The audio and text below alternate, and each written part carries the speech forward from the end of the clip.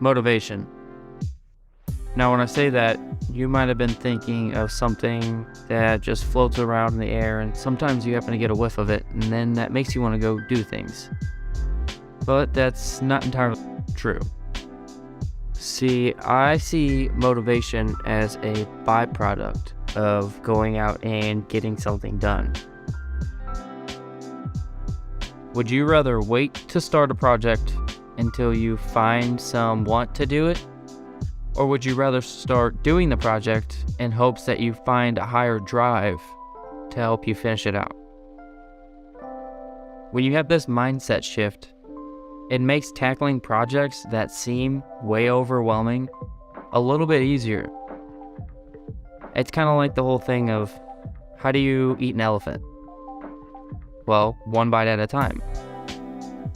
If you constantly wait for the motivation to start a project, there could be days where you don't do anything at all. If you go out, get started, the motivation comes to you. It's a reward for you going out and getting things done. We as humans are driven by reward. It's an incentive for us to keep going and to further our progress and to make sure we see it through. The motivation is why you are doing the project. What is the byproduct of you putting in all this work? What is the good that comes out of it? If you were to ask me why I was doing this project, it definitely would not be one that I would do just because.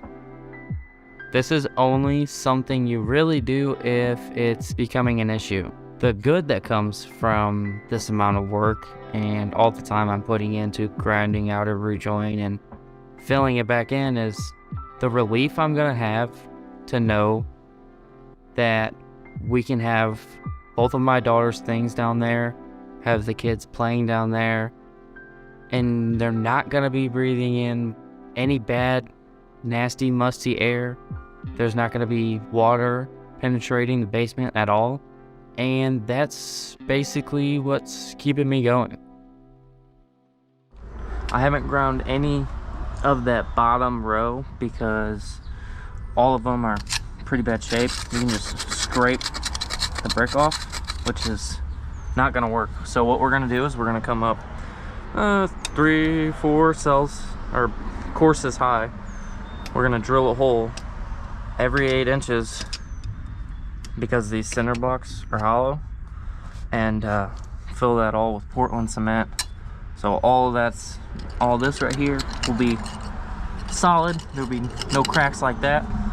And then after that, what we'll do is we'll clean up all this stuff, get all this off, and then we'll parge it, which is coming back with a thin layer of mortar over the whole entire wall, and then I'll tar it.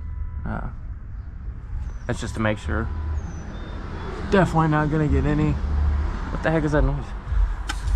Definitely not gonna get any water in there because I'm not doing this for fun.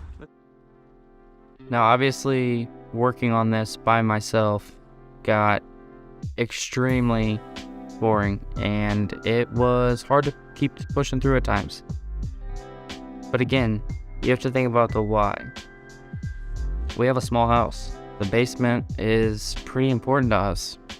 So I definitely need to make sure that it's going to be the safest environment possible for my kiddos. When I think about that bottom course of bricks and how brittle it's becoming, I'm actually pretty happy we started this project because I don't know how long that would have lasted. I mean, I'm sure it would have been a few more years, but at what cost? And this may seem like a lot of work for a house that I'm not going to live in forever, but this is a house that I'll probably own forever. This will probably go to my oldest daughter when she's of age to either start renting it out or live in it after she decides what she wants to do with herself.